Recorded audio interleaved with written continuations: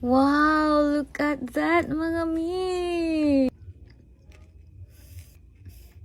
Sobrang sarap!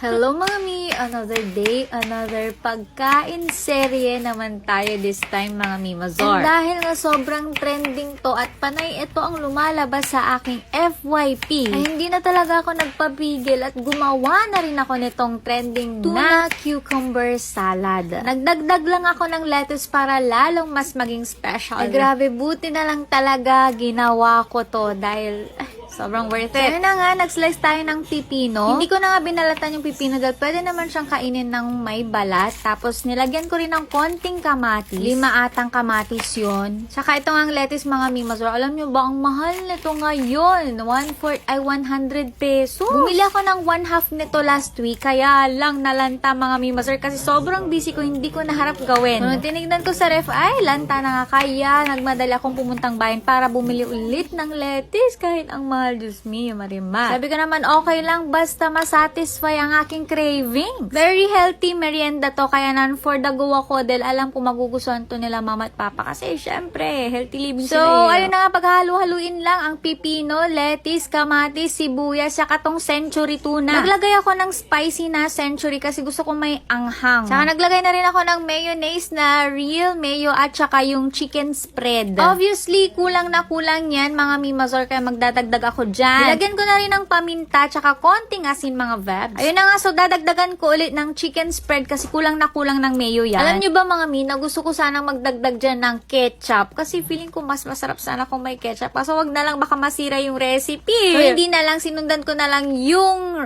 version ng mga nag-trending. So yun na nga, nagtubig siya ng konti, mga mimazor, kasi nga pipino, tas hindi ko na tinanggal yung sabaw ng century para mas malasa. At ayun na nga, hindi ako nagsisi na gumawa ako, nag-effort ako dito kasi ang sarap, mga bebs. So, habang nag-voice over ako ngayon, ay kumakain ako nito ngayon kasi alam ko matatakam ako. So, nilagay ko siya sa tab, mga bebs, para ma-preserve.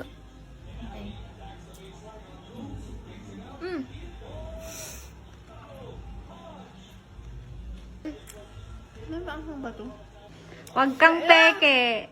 Agli lang iniisip ko. Okay lang kung sabihin mo yung anong kulang, ganon. Malamig siya, masarap. Malamig, masarap, malinamnam. Para siyang tuna na ano. Siyempre may tuna nga. Sagli. Si Papa. Si Papa saka. Iniisip ko.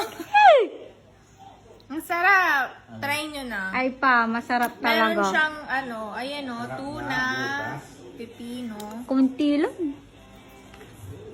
Diba? Tas may sibuyas yan, sarap. bes.